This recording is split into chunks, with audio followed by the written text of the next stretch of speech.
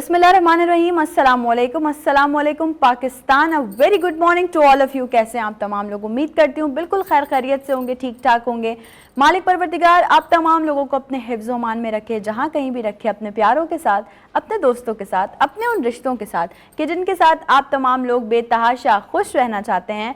खुश रहिए, आबाद रहिए, खुशियाँ बांटिए, आसानियाँ बांटिए। मैं आपकी होस्ट नुदरत मुगल आपकी खिदमत में हाजिर हूँ नई सुबह विद नुदरत के साथ। वीनस एंटरटेनमेंट की स्क्रीन पे मेरा और आपका साथ होता है Monday till Friday morning 10 to 12, और ये साथ गुजरते वक्त के साथ और मजबूत होता जा रहा है और ज़्यादा जो है वो स्ट्रॉन्ग बॉन्ड हम जो है वो शेयर करते हैं। आज का जो टॉपिक है, बेसिकली आज जो हम बात करने वाले हैं वो कुछ स्पेशल बात करने वाले हैं। मैं हमेशा से बात करती हूँ, मैं हमेशा से कहती हूँ कि इंसान को अपने मुल्क से मोहब्बत होनी चाहिए, अपने शहर से मोहब्बत होनी चाहिए। तो आज हम बात करने वाले हैं कि हम किस तरह से कराची की बेटरमेंट पे काम कर सकते हैं, कराची की बेहतरी पे किस तरह से काम कर सकते हैं। डिफरेंट सॉर्ट ऑफ गेस्ट हमारे साथ आज के शो में मौजूद होंगे, लेकिन उससे पहले आज के दिन को याद किया जाता है इंटरनेशनली भी, नेशनली भी, इक्वल पे डे के नाम से। यानी कि अगर मर्द और औरत शाना बशाना काम कर रहे हैं तो औरतों को उस हिसाब से पे नहीं मिलती है। दुनिया की आधी आबादी अगर देखा जाए तो औरतों पर मुश्तमिल है, और दुनिया के 2/3 काम जो होते हैं ना वो बेसिकली औरत करती है। लेकिन अगर आप पूरी दुनिया की इनकम को इक्वलाइज करें, अगर आप पूरी दुनिया की इनकम को मिनिमाइज़ करें, तो औरत को दुनिया की आमदनी का 10वां हिस्सा मिलता है, यानी कि 10th पार्ट जो है वो मिलता है। ऐसा नहीं होना चाहिए। जब हम आज इंटरनेशनल और नेशनल इक्वल पे डे मना रहे हैं, आज के दिन को याद किया जाता है इक्वल पे डे के नाम से, तो हमें औरतों को उनकी प्रॉपर कमाई देनी चाहिए। जिस तरह से मर्द काम करते हैं, जिस तरह से मर्दों को कमाई मिलती है, उसी तरह से औरतों को भी उनकी मुकम्मल और इक्वल कमाई मिलनी चाहिए। अल्लाह पाक ने तख्लीक किया, तख्लीक के दर्जे में अल्लाह पाक ने औरत और मर्द को एक रुतबे, एक मर्तबे में रखा है। इसी तरह इंसानियत में अगर देखा जाए तो उसमें भी मर्द और औरत का बराबर का हिस्सा। अल्लाह पाक कुरान पाक में इरशाद फरमाते हैं कि ऐ लोगों, अपने रब से डरो जिसने तुम्हें एक जान से पैदा फरमाया और फिर उसी से तुम्हारा जोड़ा पैदा फरमाया, फिर उन दोनों में से बकसरत मर्दों और औरतों को फैला दिया। इस्लाम ने औरत को, अगर हम देखा जाए, अगर इस्लामिक पॉइंट ऑफ व्यू से बात करें ना, तो इस्लाम ने भी औरत को विरासत में भी हिस्सेदार बनाया है। इस्लाम में औरत के बहुत सारे हकूक़ हैं जो कि बयान किए जाते हैं। आज 18 सितंबर है। आज का दिन nationally, internationally equal pay day के तौर पर मनाया जाता है, जिसका मकसद ये है कि इस बात को थोड़ा सा हाईलाइट किया जाए, इस बात को थोड़ा सा और मज़ीद ज़्यादा उजागर किया जाए कि मर्द और औरत एक बराबर हैं। मर्द और औरत को एक बराबर सैलरी मिलनी चाहिए। किसी भी कारखाने में, किसी भी फैक्ट्री में, किसी भी कंपनी में, किसी भी ऑर्गेनाइजेशन में अगर काम कर रहे हैं और एक जैसी नौकरी कर रहे हैं, मज़े की बात यह है कि एक ही जैसी नौकरी कर रहे हैं, एक ही पोस्ट पर काम कर रहे हैं, तो इक्वालिटी मैटर्स अ लॉट। हम बात करते हैं हमेशा से इक्वालिटी की, लेकिन अगर हम इस दिन के हवाले से बात करें तो वो इक्वालिटी हमें नज़र नहीं आती। वो इक्वालिटी नज़र आनी चाहिए, इक्वल पे मिलनी चाहिए, इक्वल सैलरी जो है वो डिस्ट्रीब्यूट होनी चाहिए। जब काम एक जैसा है, जब वर्किंग आवर्स एक जैसे हैं, जब काम की नौयत, काम में जो जोश और जज्बा है वो एक जैसा है, तो फिर जो सैलरी है, यानी कि जो उजरत है, जो मजदूरी है, वो भी एक जैसी होनी चाहिए। लेकिन जहाँ नहीं होता, तो उस लिए आज के दिन हम इस टॉपिक पे बात करते हैं कि इक्वल पे डे 18 सितंबर को जो है वो होता है, और आज के दिन ये बात उजागर की जाती है। आज के दिन इस बात को और ज़्यादा मज़ीद इन्हांस किया जाता है कि हमें मर्द और औरत को, वैसे तो हमने एक बराबर रखा हुआ है, लेकिन जब बात आती है सैलरी की, जब बात आती है मजदूरी की, तो एक बराबर सैलरी मिलनी चाहिए, इक्वल पे होना चाहिए। इंटरनेशनल लेबर ऑर्गेनाइजेशन ने एक रिपोर्ट तैयार की है जिसके मुताबिक पूरी दुनिया में औरतों को 20% कम पेमेंट दी जाती है। यानी कि जो उनकी रिक्वायर्ड पेमेंट होती है, जो उनका हक होता है, उससे उनको 20% कम पेमेंट दी। और पाकिस्तान में अगर हम देखें, अभी तक तो हम दुनिया की बात करें ना, अगर पाकिस्तान में हम देखें तो यकीनन इससे भी बुरी हालत है, क्योंकि पाकिस्तान में ख़वातीन को मर्दों की निस्बत 35% सैलरी कम दी जाती है। This is ridiculous. ये बहुत अजीब बात है और ये बहुत ऐसी बात है जो कि जिस पे हमें गौर व फिक्र करना बड़ा ज़रूरी है कि हम अगर बात कर रहे हैं इक्वालिटी की, अगर हम बात कर रहे हैं वुमेन एम्पावरमेंट की, अगर हम बात करें वुमेन मैन इक्वालिटी, तो बिल्कुल सेम होना चाहिए। माजरत के साथ हम ऐसे माशरे में रह रहे हैं जहाँ पे औरत को बुनियादी हकूक़ नहीं मिल रही है। ये तो हम इंटरनेशनल लेवल पे बात करें ना। अगर इंटरनेशनल मार्केट में, अगर नेशनल मार्केट में ये मुद्दा उठाया जाए, ये मुद्दा उठता भी है आज के दिन, तो इस पर काफ़ी बात भी होती है और काफ़ी लोग इम्प्लीमेंट भी करते हैं। लेकिन हमारा जो माशरा है, हमारा जो कल्चर है, उसमें हमारी औरत को उनके बुनियादी हकूक़ नहीं दिए जा रहे हैं, जो कि अगर हम औरत के बुनियादी हकूक़ की बात करें तो ये सबसे बेसिक हुकूक है, ये सबसे बड़ा हुकूक है जो कि औरत को मिलना चाहिए। अगर वो बाहर काम कर रही है, अपने शौहर का सहारा बन रही है, अपने बाप का सहारा बन रही है, अपने जो है वो भाई का सहारा बन रही है, तो यकीनन फिर उस तरह से जो उसकी उजरत है, जो उसकी सैलरी है, वो भी उसको उसी तरह से मिलनी चाहिए। ज़माना अब तेरे मद्दे मुकाबिल कोई कमज़ोर सी औरत नहीं है और हमको मिटा सके ये ज़माने में दम नहीं, हमसे ज़माना खुद है, ज़माने से हम नहीं। नेशनल इक्वल पे डे के मौके पर मेरा आप तमाम लोगों को ये मैसेज है, जो लोग मुझे देख रहे हैं कि किसी भी ऑर्गेनाइजेशन में हम काम कर रहे हैं, औरतें काम कर रही हैं, लड़कियां काम कर रही हैं, तो उनकी पे इक्वली मर्दों के बराबर होनी चाहिए। उनकी जो सारी फैसिलिटीज़ हैं वो भी इक्वली मर्दों के बराबर होनी चाहिए। ऐसा नहीं है, बहुत सारी जगहों पे शायद मर्दों से ज़्यादा फैसिलिटीज़ मिलती हैं औरतों को, लेकिन इनके जान नहीं मिलती, हम वो बात कर रहे हैं। इक्वल पे डे के साथ साथ आज एक और स्पेशल ओकेजन है जो कि है नेशनल रिस्पेक्ट डे। आप इज़्ज़त दीजिए, इज़्ज़त लीजिए, ये एक कॉमन फैक्टर है। आज के दिन को यानी कि 18 सितंबर को कंसीडर किया जाता है नेशनल रिस्पेक्ट डे के नाम से। यानी कि वैसे तो मैं कहती हूँ इज़्ज़त देने का या इज़्ज़त करने का कोई एक दिन मुकर्रर नहीं है, जिस तरह से मतलब हम किसी भी चीज़ पे बात करते हैं, लेकिन ये कि हमारे ये ओकेजन्स हैं, हम इन पे जो है वो कैलेंडर में देख के बात कर सकते हैं, ठीक है ना। अब इज़्ज़त बड़ा मैटर करती है। अगर आपके सामने कोई बैठा है, आपके सामने कोई बैठी है, आप उनको जितनी रिस्पेक्ट से बात करेंगे, जितनी इज्जत देंगे, सामने वाला डेफिनेटली वही चीज़ आपको दोबारा जो है वो डिलीवर बैक करेगा, क्योंकि न्यूटन का लॉ है, every action has its own reaction. तो अगर आप सामने वाले को इज्जत देंगे, अगर आप सामने वाले से रिस्पेक्ट से बात करेंगे, अगर आप सामने वाले को जो है वो बताएंगे कि जी मैं कुछ इस तरह के फैमिली बैकग्राउंड से ताल्लुक़ रखती या रखता हूँ, तो वो भी सामने से आपको पॉजिटिव जस्टर देगा, आपको पॉजिटिव रिस्पांस देगा, बजाय इसके कि आप जो है वो किसी को डिसरिस्पेक्ट करें, किसी को डीमोटिवेट करें। सही है ना। आपको लगता है कि आप अगर एक बड़े ख़ानदान से ताल्लुक़ रखते हैं, आपको अल्लाह पाक ने दुनिया की सारी नेमतें दी हैं, तो आप समझ रहे हैं कि सामने वाला तो मेरे पैर की जूतियों के बराबर भी नहीं है। ऐसा नहीं है। छोटा हो, बड़ा हो, आपसे जो है वो ओहदे में बड़ा हो, उम्र में बड़ों को तो वैसे ही आपको जो है वो रिस्पेक्ट देनी चाहिए। हमेशा ये कही जाती है कि always respect your seniors and support your juniors.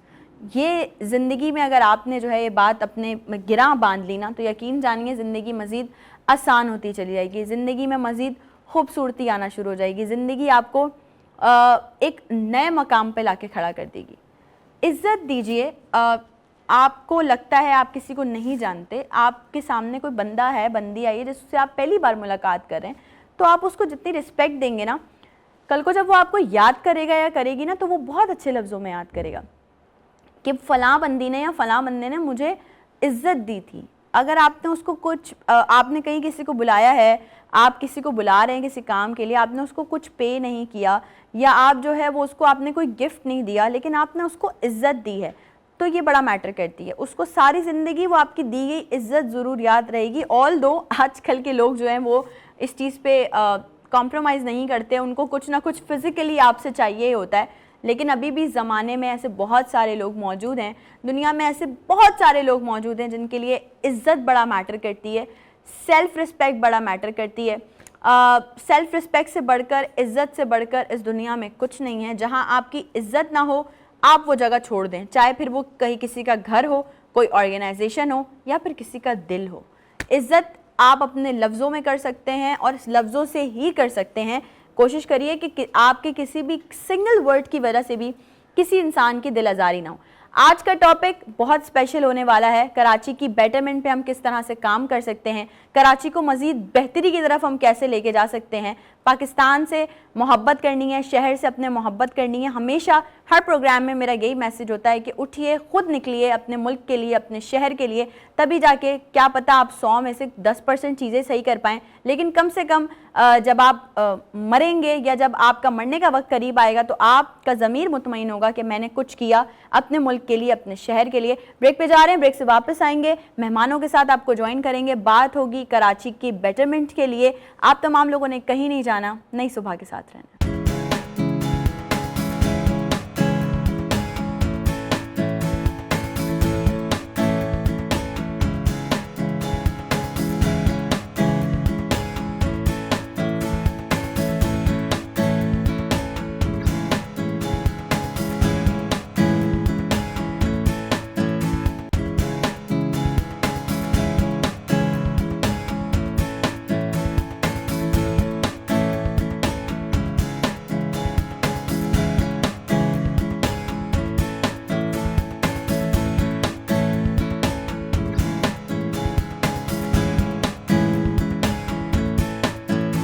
Once again welcome back. एक बार फिर से आप तमाम लोगों को खुशामदीद कहती हूँ नई सुबह विद नुदरत में। मैंने जैसे मेरा और आपका जो टाइम होता है, स्टार्ट वाला टाइम होता है, थोड़ा सा टाइम होता है हमारा और आपका, लेकिन वो जो बातें होती हैं, मेरी हमेशा से कोशिश होती है कि कुछ इस तरह की बातें हों कि अगर मैं 100 बातें कर रही हूँ तो उसमें से अगर कोई 5 बातें भी आप लोगों ने जो है अपनी ज़िंदगी में उस पर अमल करना शुरू कर दिया तो हमारा ये प्रोग्राम करने का मकसद पूरा हो जाता है। मेरा आप लोगों के सामने मंडे टू फ्राइडे आने का मकसद पूरा हो जाता है। अल्हम्दुलिल्लाह जिस तरीके से आप तमाम लोग हम पर अपना प्यार निछावर कर रहे हैं, जिस तरह से आप तमाम लोग हमारे साथ हैं, वीनस फैमिली के साथ हैं, हम बहुत अच्छा लगता है। इसी तरह से अपनी जो है वो सपोर्ट हमारे तक बना के रखें। आज के प्रोग्राम में भी आप शामिल हो सकते हैं लाइव कॉल्स के ज़रिए। अगर आपका है कोई सवाल या अगर आप समझते हैं कि आप दे सकते हैं कोई बेहतर मशवरा कराची की बेहतरी के लिए, तो आप ज़रूर प्रोग्राम का हिस्सा बन सकते हैं। इस वक्त स्टूडियो में मुझे बहुत अच्छी पर्सनालिटीज़ ने ज्वाइन किया है। अगर मैं यहाँ से बात करूँ on my right hand side तो एक ऐसी शख्सियत मौजूद हैं जो कि गोल्ड मेडलिस्ट भी हैं। हमारे तो ये बड़े चर्चे हैं कि हम आजकल अरशद नदीम की बड़ी बातें कर रहे हैं, लेकिन साथ ही साथ जो कि वेल नोन हो गए हैं, no doubt he is the proud of Pakistan, Arshad Nadeem. लेकिन उसके साथ साथ हमारे पास भी बहुत सारे ऐसे और लोग हैं जिन्हें सामने आना भी बहुत ज़रूरी है। मैं हमेशा से ये कहती हूँ कि जो लोग काम कर रहे हैं उनके लिए बात होनी चाहिए और उनसे बात होनी चाहिए। कराची की बेहतरी के लिए बहुत सारे लोग आवाज़ उठाते हैं, बहुत सारे लोग बातें करते हैं, बातों तक महदूद रहते हैं, ग्राउंड रियलिटी पे आके काम नहीं करते। लेकिन ग्राउंड रियलिटी पे आके जो लोग काम कर रहे हैं, जिनको वाकई मसाइल दरपेश हैं और वो चाहते हैं कि इन मसाइल को हल करें और कराची को बेहतरी की जानिब लेकर जाएं, आज हमारे स्टूडियो में वो सारी पर्सनालिटीज़ मौजूद हैं। मैं सबसे पहले आप तमाम लोगों के साथ वेलकम करती हूँ इमरान शेख रशीद साहब को, जो कि senior chairman Karachi electronic dealer association है, गोल्ड मेडलिस्ट भी हैं। अस्सलाम वालेकुम सर, वेलकम टू नई सुबह। कैसे हैं आप? अल्हम्दुलिल्लाह। Thank you sir for coming. बहुत सारे सवालात हैं क्योंकि हम पहले से प्री अनाउंस कर देते हैं अपने सोशल मीडिया पे कि हमारे पास आज क्या कौन से गेस्ट आने वाले हैं और हमारा क्या टॉपिक होने वाला है। तो कुछ क्वेश्चंस हमें जर्नल भी रिसीव हुए हैं, आज वो भी प्रोग्राम का हिस्सा ज़रूर बनाएंगे। इमरान रशीद साहब के साथ एक और पर्सनैलिटी मौजूद हैं जो कि नायब सदर मुस्लिम लीग नून सूबा सिंध हाजी तैयब ज़र खान साहब। अस्सलाम वालेकुम सर, आपको भी वेलकम कहती हूँ नई सुबह में। आपसे भी बहुत सारे सवालात करने, लेकिन मेरे लेफ्ट हैंड पे भी कुछ पर्सनालिटीज़ मौजूद हैं जिनका इंट्रोडक्शन कराना है। और मैं ये समझती हूँ कि मैंने हमेशा से आप लोगों को कहा है कि जब भी मेरे प्रोग्राम में कोई मसीहा आते हैं तो मुझे बहुत अच्छा लगता है। इंसानियत की खिदमत करने वाले लोग मसीहा होते हैं और डॉक्टर्स तो वैसे ही आप तमाम लोगों को पता है कि मसीहा हैं, बशर्त ये है कि डॉक्टर्स अपना काम ईमानदारी के साथ करें। किसी भी फील्ड में आप हों, आपको अपना काम ईमानदारी के साथ करना है। अगर आप अवाम की खिदमत के लिए मैदान में उतरे हैं, अगर आप इंसानियत की खिदमत के लिए मैदान में उतरे हैं तो उस काम को पूरा करिए, ना कि आप अपनी आसाइशों के लिए, अपनी चीज़ों के लिए उस काम को बीच में छोड़ दें और अवाम का नुकसान कर दें। लेकिन कोशिश यही है और उम्मीद भी यही है कि पर्सनालिटीज़ जो मेरे शो में आप लोगों को दिखेंगी, यानी कि जो नई सुबह में आपको दिखेंगी, वो वही पर्सनालिटीज़ हैं जो वाकई हक सच के साथ काम भी कर रहे हैं, लोगों की खिदमत भी कर रहे हैं और मुल्क की तामीर और तरक्की में अपना किरदार भी अदा कर रहे हैं। मैंने इतनी लंबी तहमीर जो बांधी है उनके इंट्रोडक्शन से पहले, वो इसलिए बांधी कि ही is the only one in Pakistan जिनके पास 2 फेलोशिप की डिग्रीज़ हैं और साथ ही साथ यूरोपियन डिप्लोमास भी हैं। पाकिस्तान के लिए बड़े फ़ख्र की बात है। हम बात करते हैं कि पाकिस्तान के अंदर जो है टैलेंट नहीं है, ये नहीं है, भाई टैलेंट है, लोग काम भी कर रहे हैं। शर्त सिर्फ ये है कि उनको सराहा जाए, उनके लिए बात की जाए और उनसे जो है वो उनसे वो चीज़ पूछी जाए जो आखिर उनको दरपेश है, या वो ये समझ रहे हैं कि यार नहीं ये चीज़ ऐसे नहीं, ऐसे हो जाए, थोड़ी सी ऐसे हो जाए तो कराची बेहतरी की तरफ जा सकता है, मुल्क बेहतरी की तरफ जा सकता है। डॉक्टर महेश कुमार हमारे साथ मौजूद हैं। अस्सलाम वालेकुम, वेलकम टू नई सुबह। Thank you. कैसे हैं आप? अल्लाह आपसे भी बहुत सारी बातें और बहुत सारे सवालात करने, क्योंकि आप इंटरवेंशनल कार्डियोलॉजिस्ट एंड स्ट्रोक के लिए भी काम कर रहे हैं आजकल, तो ये बड़ा एक इम्पॉर्टेंट टॉपिक है जिसे डिस्कस करना ज़रूरी है। जब बात हो कराची की बेहतरी की, जब बात हो कराची की डेवलपमेंट की, जब बात हो मुल्क की बेहतरी की, तो हमेशा हम ये सोचते हैं कराची में क्राइम्स हो रहे हैं, कराची में ये हो रहा है, कराची में वो हो रहा है। तो हमेशा से एक बात आती है कि जब भी हम कोई ऐसा टॉपिक लेकर बैठते हैं तो किसी मीडिया पर्सन का, किसी जर्नलिस्ट का हमारे साथ होना बेहद ज़रूरी होता है, क्योंकि वो लोग ग्राउंड रियलिटी पे जाके, हम स्टूडियोज़ में बैठ के काम कर रहे होते हैं, वो बेसिकली फोर्स के तौर पर काम कर रहे होते हैं। वो बाहर जाते हैं, लोगों से उनकी राय लेते हैं, आम नुमाइंदा बन के आवाम का जो है आवाम के बीच में जाते हैं, आवाम से बात करते हैं, उनको वो थिंकिंग पता चलती है ऑडियंस की कि वो लोग किस मसाइल से दो चार हैं, उनको अभी किस चीज़ के लिए मुश्किलात पेश आ रही हैं। तो आज हमने आज के टॉपिक के हवाले से भी बात करने के लिए अपने शो में जो है वो दावत दी है एक सीनियर मीडिया पर्सन, एक जर्नलिस्ट जावेद इब्राहिम साहब को। अस्सलाम वालेकुम, वेलकम टू नई। कैसे हैं सर आप? ठीक ठाक, अल्लाह का शुक्र। आपसे तो बहुत ही ज़्यादा सवालात हैं आवाम के, लेकिन सबसे पहले आते हैं हम ज़रा इमरान रशीद साहब की तरफ। सबसे पहले तो मुझे ये बताइए, जो कि एक बड़ा इंपॉर्टेंट सवाल है मेरा आपसे, मैं करने की मैं ये चाह रही हूँ कि मैं करूँ, कि इलेक्ट्रॉनिक्स का जब भी हम नाम सुनते हैं तो सब चीज़ें रिलेट करती हैं इलेक्ट्रिसिटी से, मतलब बिजली से। जी जी बिल्कुल। तो अभी तो जो जिस मुकाम पे हम खड़े हैं, सबसे ज़्यादा जो दुख है हमें, या सबसे ज़्यादा जो अजियत से आवाम दो चार है, वो है बिजली महंगा होना और बिजली के बिल्स। इससे इलेक्ट्रॉनिक मार्केट पे क्या असरात पड़े? देखिए, मैं आपको बताऊं, इलेक्ट्रॉनिक मार्केट पे असर पड़ने के 2-3 बड़े रीज़न हैं जिससे कराची सरवाइव कर सकता है। रीढ़ की हड्डी की हैसियत रखता है बिजनेस, और माशी हब भी है कराची हमारा। बिल्कुल। तो इधर जो है इस वक्त जो पोजीशन है वो ये है कि एक तो बिजली के बिलों ने जो है वो बिल्कुल ही मोरल डाउन कर दिया है। जिसकी दुकान का रेंट अगर फॉर एग्जांपल 60,000 रुपये और उसका बिल भी 60,000 रुपये आ रहा है, तो उसके लिए सरवाइव करना बहुत मुश्किल हो गया है। इतना मुश्किल हो गया है कि वो बेचारे वाइंड अप भी कर रहे हैं लोग। हाँ। तो हम उनको जो है सपोर्ट कर रहे हैं जहाँ जहाँ हमसे हो सकता है, क्योंकि मैं एज अ सोशल वर्कर भी वर्क करता हूँ। तो हमारी कोशिश है कि लोग कारोबार को ना छोड़ें, क्योंकि जो कारोबार बंद करेगा वो लामोला फिर पस्ती की तरफ जाएगा। हमारे यहाँ जो हालात हैं, जो कंडीशन है, अभी रिसेंटली FBR की तरफ से एक टैक्स का लागू किया जा रहा है, जिसकी वजह से अभी स्ट्राइक भी हुई बीच में। तो कारोबारी हैसियत जो है ना वो ख़त्म की जा रही है। मैं समझता हूँ कि ये अपने आप को ख़त्म करने के मुतरादिफ है। कराची को अगर बढ़ाना है, कराची को अगर आगे की तरफ लेके जाना है, तो हमें फैसिलिटेट करना चाहिए। आप टैक्स तो मांग रहे हैं हमसे UK और कनाडा की तर्ज पे, लेकिन आप फैसिलिटेट नहीं कर रहे। अभी हालिया बारिशों ने आपके सामने कराची की कली खोल के रख दी है। रोडों की क्या पोजीशन है। एक आदमी कारोबार पे जाता है तो वो ऐसी 1-1.5 घंटा जो है वो ट्रैफिक में फंसा रहता है। फिर लोगों में जो है ना एक बेचैनी सी फैल रही है। तो इसको कवर करने के लिए उनको फैसिलिटेट करें, उनकी जो है ना दाद रसी करें, उनको मौके फराहम करें। हमारे यहाँ अल्हम्दुलिल्लाह लोग ऐसे हैं, हमारे यहाँ ऐसे ज़राए हैं कि जो आपको पता है कि पिछले दिनों जब गज़वा के लिए और उनके लिए यहाँ पे फंड्स जमा हुए तो करोड़ों रुपया लोगों ने दिए। ऐसा ही है। तो लोग जो है वो चाहते हैं कि पाकिस्तान आगे बढ़े, पाकिस्तान तरक्की करे, लेकिन इसको तरक्की करने देना चाहिए, मौके देने चाहिए। हम बिजनेस कम्युनिटी, हम अपने मुल्क से मोहब्बत करते हैं, हम वफा निभाना चाहते हैं, हम अपने आप को तोड़ के भी इसको बनाना चाहते हैं, लेकिन हमें मौका तो दिया जाए, हमें सरवाइव करने दिया जाए। कराची में अभी बिजली के बिल अगर हम इसको देखें तो इसको नॉर्मली लेके आए, जो 100 यूनिट कर रहा है यूज़ उसको 100 यूनिट कर लें, 200 यूनिट यूज़ कर रहा है 200 यूनिट कर लें।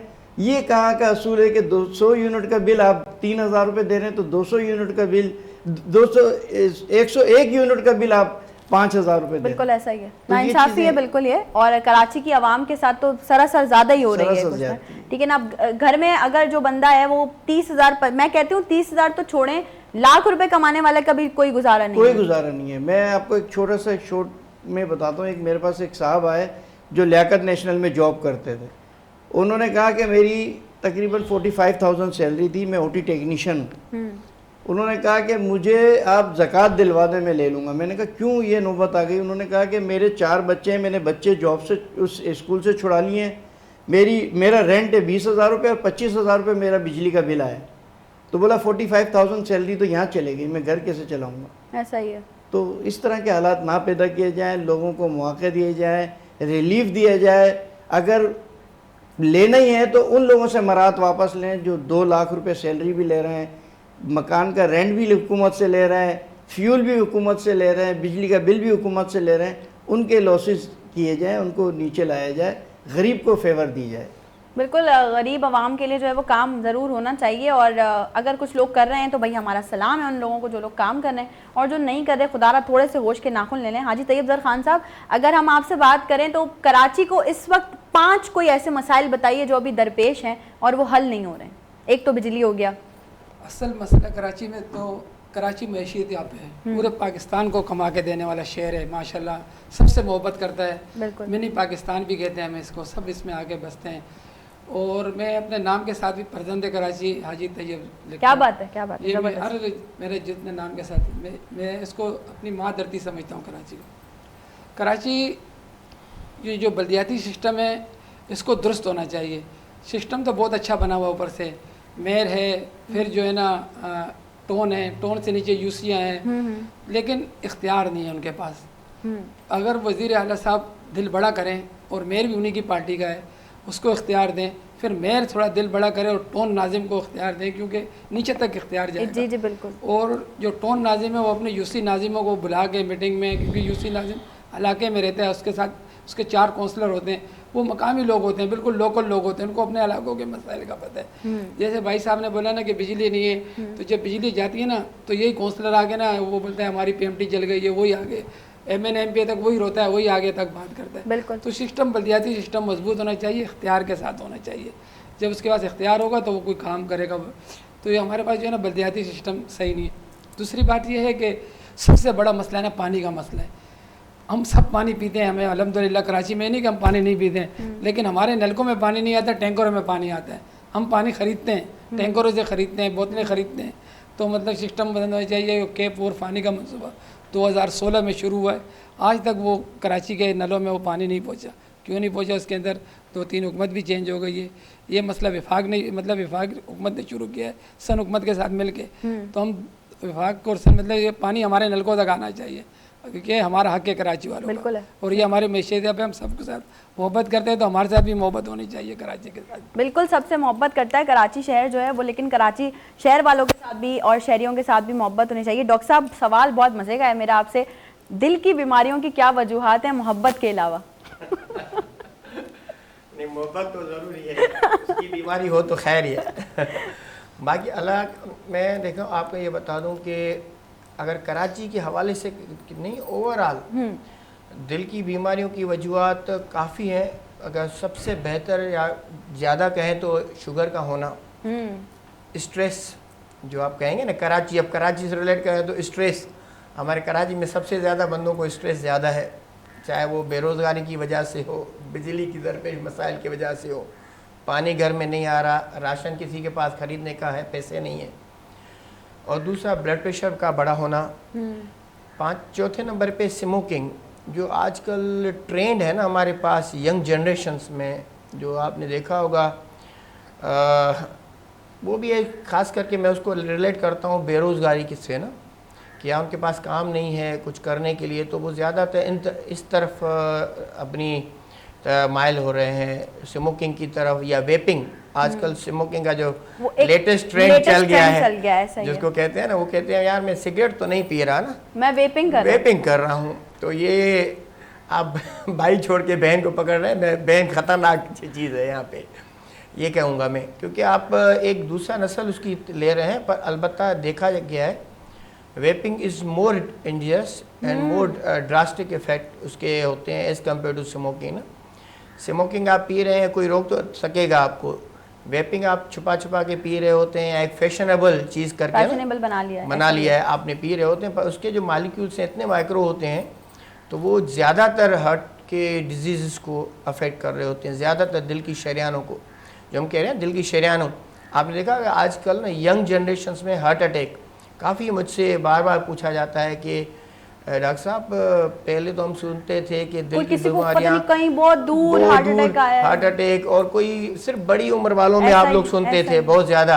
और आजकल कल मैं अपना एक छोटा किस्सा बताऊं कि कल ही मैंने एंजियोप्लास्टी की है, उसकी उम्र थी 19 साल।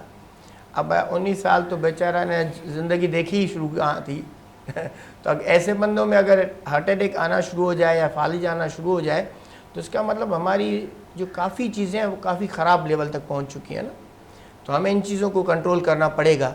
हम कराची में सबसे ज़्यादा आप देखें आजकल तो वेपिंग के पार्लर्स, मैं यही आपसे स्टोर्स, सवाल कंटिन्यू हर करना चाह रही हूँ। ये जो जी। नौजवान बेसिकली वेपिंग कर रहे हैं या स्मोकिंग कर रहे हैं, ये क्या लगता है वो अपने शौक से कर रहे हैं, मतलब कराची में कि क्यों इतना आम हो गया है? देखिए मेरे हिसाब से ये एक उसको अल्टरनेट थेरेपी टाइप ले रहे हैं। उनको ये लग रहा है कि जो स्मोकिंग के नुकसानात हैं ना वो वेपिंग से कम हो रहे हैं, जो उनको बताया जा रहा है, जो मीडिया के थ्रू या वेपिंग एडवर्टाइजमेंट्स के थ्रू हाँ जी, उनको जो मिसगाइड किया गया, मैं मिसगाइड कहूँगा, मिसगाइड किया जा रहा है कि इस वजह से वेपिंग आप देखें हर जगह पे पार्लर्स, शॉप्स Trend बन गया है, बिल्कुल ऐसा ही। अप्रोचेबल हो गए हैं। और यंग, पहले तो हम सिर्फ मर्द हजरात को देखते थे स्मोकिंग करते थे, आजकल हमारी खातूनें अव्वल भी काफ़ी पहले जा रही हैं इन चीज़ों को। तो ये फैशनेबल चीज़ बनने की वजह से, और हैंडी है, is very handy to carry. आप सिगरेट पैकेट होगा आप कैरी कर देंगे, ये पे एक सिंपल एक लाइटर नुमा चीज़ बन गई है, आप कहीं भी रख दें, पैकेट में डाल दें, पर्स में लेके घूम जाएं हर जगह पे। तो वो बहुत एक ट्रेंड नहीं होता है, हर एक चीज़ का ट्रेंड आता है, तो ये उसका एक ट्रेंड चल गया है। पर उसके नुकसानात मैं आपको ये बताऊँ इक्वली हैं या even more than that one है, तो दिल के हिसाब से। तो ये हमें थोड़ा उस पर नज़रसानी करनी पड़ेगी हमारे नौजवानों को, कि सोचना पड़ेगा कि यार ऐसे नहीं कि मैं तो काफ़ी अपने जो पेशेंट्स हैं उनको ये बता रहा होता हूँ कि यार आप ऐसे ना करें कि एक वो कह रहे कि सर हमें तो वेपिंग कर रहे हैं, स्मोकिंग तो अब छोड़ दी है हमने। मैंने कहा ऐसी बात नहीं है, एक ही आते आप। तो ये वही बात है कि अगर कराची की बेटरमेंट चाहिए या किसी भी माशरे, किसी भी मुल्क की बेटरमेंट चाहिए तो ये अपने अंदर से हमारी नौजवान नस्ल को ख़त्म करना पड़ेगा। जावेद इब्राहिम साहब, हमने एक पूरा प्रॉपर शो किया था, एक बड़ा इंपॉर्टेंट टॉपिक था स्ट्रीट क्राइम पे, ठीक है ना। उस पर हमने बहुत डीपली बात की थी कि स्ट्रीट क्राइम्स की रोकथाम कैसे हो सकती है, स्ट्रीट क्राइम पे कैसे काबू पाया जाए, तो कौन लोग हैं जो स्ट्रीट क्राइम में मुलव्वस होते हैं। हम basically you are as a journalist with us, तो हम आपसे पूछना चाहते हैं कि बड़ी वजह है कराची की बेहतरी ना होने की कि स्ट्रीट क्राइम्स बहुत बढ़ गया है, क्या कहना चाहेंगे? मैडम, यहाँ स्ट्रीट क्राइम इतना है, चाहे वो सहाफ़ी हो, चाहे वो अदीब हो, चाहे वो दानिश्वर हो, डॉक्टर हो, या किसी भी शोबे से ताल्लुक़ रखने वाला हो, वो चाहे अपनी गली में हो, चाहे ऑफिस में जाने वक्त हो या रोड पे हो, कहीं भी महफूज नहीं है। आप अगर तकरीब से वापस आएँ तो आपको सबसे ज़्यादा खौफ यही होगा कि मेरा मोबाइल घर तक बचेगा या ना बचेगा। सो ट्रू, ऐसा ही है। अगर पुलिस ऑफिसर ड्यूटी से वापस जा रहा होगा तो वो ये सोचेगा कि मैं घर पहुंचूंगा, मेरा मोबाइल बचेगा नहीं बचेगा। आप अगर कोई पर्सनल चीज़ मोबाइल में रखोगे ना तो पहला जहन में सवाल यही आएगा कि खुदा ना खास्ता मेरा मोबाइल चला गया तो मेरा ज़िंदगी का सारा सिस्टम धर्म भरम हो जाएगा। यहाँ स्ट्रीट क्राइम के लिए सबसे ज़्यादा हर सियासी जमात को और हर इदारे को सर जोड़ के बैठना पड़ेगा। जब तक इदारे एक टेबल पे सर जोड़ के नहीं बैठेंगे ये चीज़ महफूज नहीं होगी। हम इतने परेशान हो गए स्ट्रीट क्राइम में, अगर हम किसी अपने बच्चे को खुशी से कोई मोबाइल गिफ्ट करते हैं तो पहला सवाल दिल में यही आता है, खुदा ना खास्ता ये छिन गया तो मैं दोबारा कहाँ से दिलाऊंगा। ऐसा ही है, बिल्कुल। और कई जाने इस स्ट्रीट क्राइम, इस मोबाइल की वजह से घर उजड़ गए हैं। किसी का कमाने वाला एक बच्चा है, उस मोबाइल की वजह से वो मर गया तो उसका चूल्हा कैसे जलेगा। बिल्कुल ऐसा ही है। और बात यह है कि लोग बोलते हैं भाई जब आपके पास कोई आपसे मोबाइल छीनने आए तो आप मुजामत नहीं किया करो। अब वो जो इंसान है उसने न जाने कितने वक्त के बाद कितनी मेहनत से वो पैसे जमा करके फोन लिया, वो कैसे जाने दे देगा अपना। हाँ, और एक सवाल कि जब आपका रात को 3 बजे मोबाइल छिन जाता है, अब आप घर तो नहीं जाओगे, आपके जहन में होगा कि ये क्रिमिनल मेरे से मोबाइल लेके गया है, अब इस मोबाइल को कहीं यूज़ करके मेरे पे ना FIR हो जाए, तो आप थाने जाओगी तो ड्यूटी अफसर पहले तो माशाल्लाह सोया हुआ होगा।